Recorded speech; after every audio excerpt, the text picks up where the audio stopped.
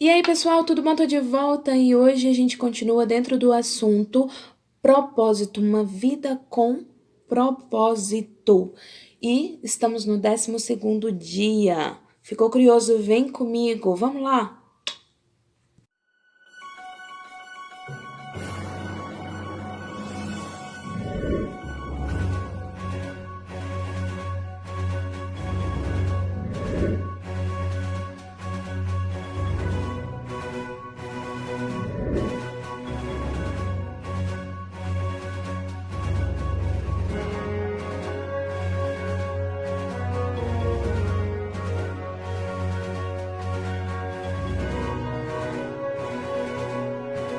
Oi, pessoal, graça e paz. Nós vamos falar agora, ainda dentro do assunto, uma vida com propósito. São 40 dias de propósito e hoje nós estamos no 12º dia. E nós vamos falar sobre desenvolver a amizade com Deus. No vídeo passado a gente falou sobre a importância de ser amigo de Deus e o quanto Ele quer ser nosso amigo. E hoje nós vamos falar agora a respeito de como desenvolver uma amizade com Deus. Lá em Provérbios 3:32 fala o seguinte: Ele oferece a sua amizade ao justo. Nós estamos perto de Deus, né? E quando nós desejamos estar, então, Ele não se afasta da gente. Quando a gente deseja estar perto dele, Ele não se afasta da gente. Mas quando a gente se afasta dele, quando a gente tira Deus da nossa vida, né? Ele fica ali olhando você, ele fica, porque Deus, ele é onipresente, onisciente, então ele está em todos os lugares, mas ele não está dentro da nossa vida, né? Porque nós afastamos Deus, não é ele que se afasta da gente, é a gente que afasta ele da gente. Mas quando nós optamos ser amigo de Deus, né? Nós devemos verdadeiramente nos dedicar a esse relacionamento. E aí existem 2 pontos muito importantes, tem mais de 2 pontos, mas eu vou falar 2 pontos muito importantes para que a gente tenha um relacionamento com Deus verdadeiro, para desenvolver essa amizade, né? Porque assim, quando a gente começa a ser amigo de Deus, em primeiro lugar, a gente conhece a Ele, aí a gente falou a respeito da importância de orar todos os dias, continuamente, diligentemente, para que Ele possa transformar a nossa vida. E aí a gente falou também da importância de ler a Bíblia, porque Deus conta segredos pra gente e nos revela dentro da palavra dele.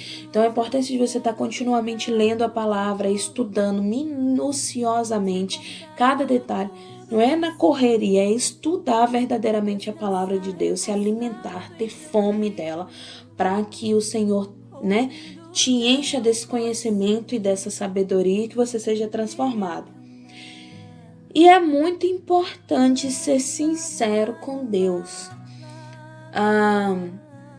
Deus é o nosso Senhor, Rei dos Reis, nosso Pai. E a gente deve respeito a Ele, sim, com toda certeza. Mas não adianta viver uma vida de falsidade com Deus. Eu já falei sobre isso também. Às vezes a gente tem sentimentos, dores, mágoas, ressentimentos dentro do nosso coração e a gente não abre o nosso coração para Deus. Sabe, o nosso relacionamento com o nosso amigo, né, Deus, ele tem que ser um relacionamento aberto, verdadeiro. Você tem que falar o que vem à sua cabeça. Em primeiro lugar, Deus sabe o que vem à sua cabeça, então não adianta você fingir. Deus sabe o que está no seu coração. Ele conhece o mais profundo da sua alma. Então não adianta mentir, fingir que as coisas estão bem quando elas não estão. Você tem que falar para Deus a verdade de como você está se sentindo. E ser sincero com Deus, abrir o seu coração para Ele, é difícil, não é tão fácil assim. Primeiro porque existe uma separação, às vezes as pessoas entendem ele como, ele tá lá no alto, e ele não tá, ele tá aqui com você, né?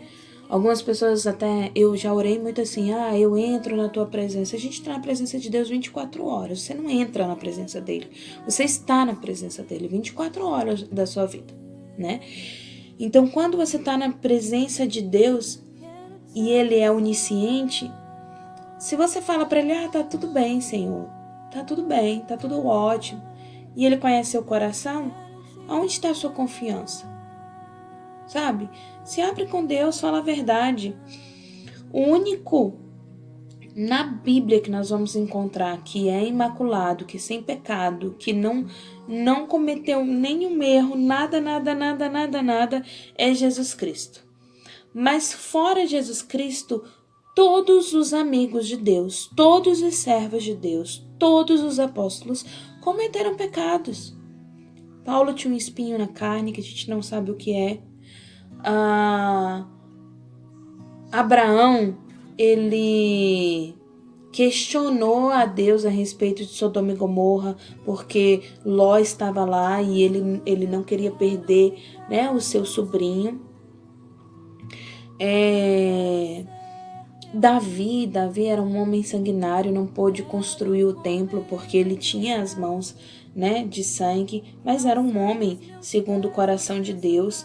E Deus retrata na Bíblia, ele revela o pecado dos amigos dele, dos servos dele, dos apóstolos dele, para que a gente entenda que eles são tão humanos quanto nós somos e que todos eles pecaram, assim como nós pecamos.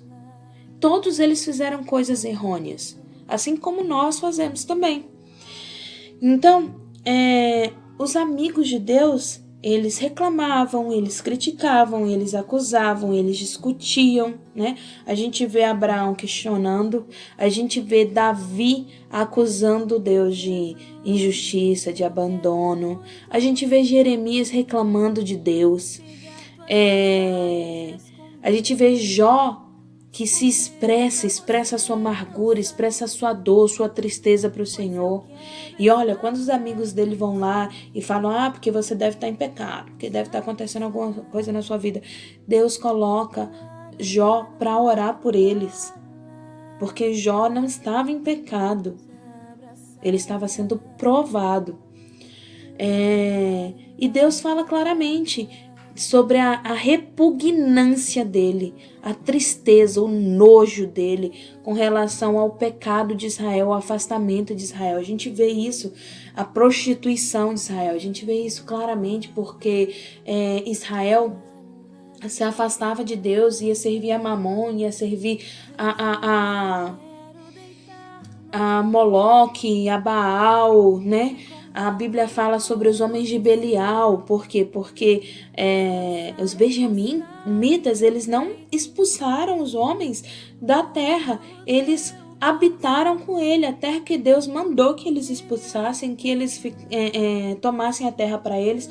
Os benjamitas não expulsam e convivem, que Deus fala que não quer nem que eles casem, nem deem casamento, nem que vivam perto deles, nem nada disso, para que eles não se corrompam. E os benjamitas, eles vivem ali com aquele povo, e a palavra de Deus diz que existem entre eles homens de Belial, homens, né, que agem de maneira errada, que bebem, que fazem, que andam bêbados por ali, que fazem coisas errôneas, que falam palavras torpes, e Deus fala sobre isso, sobre a repugnância dele com relação a esse pecado.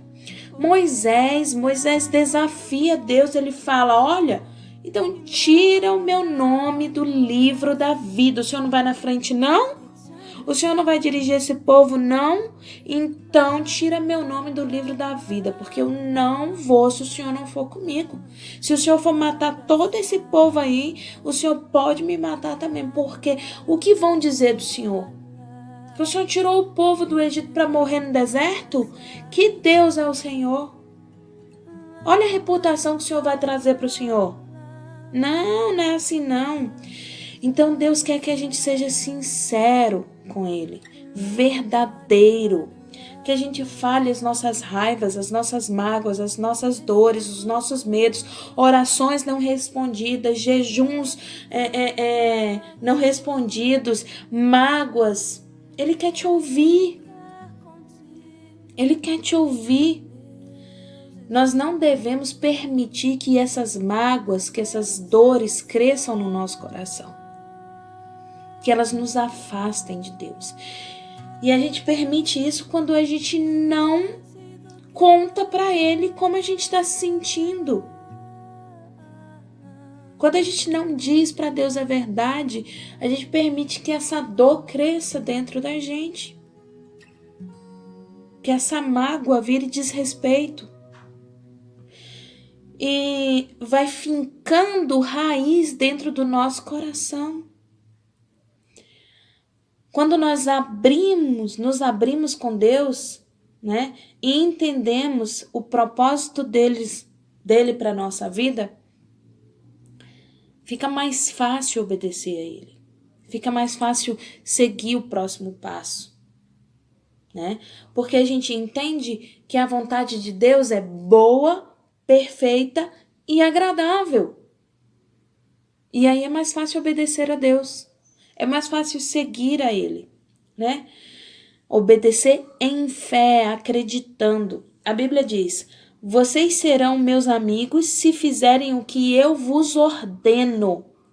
Deus é nosso amigo, mas isso não faz com que Ele deixe de ser o nosso Pai, o nosso Rei, o nosso Juiz. Não, Ele continua sendo o nosso Senhor e nós continuamos sendo servos dEle. Então, nós devemos obedecê-lo e respeitá-lo. E veja bem, não é obedecer a Deus por medo, é obedecer a Deus porque nós entendemos que isso é o melhor para a nossa vida. Então, obedecemos a Ele por amor e não por medo. Obedecemos por respeito e não por culpa, né? Nós nos espelhamos em Jesus Cristo. Quando a gente começa a entender isso, a gente começa a se espelhar em Jesus Cristo, né?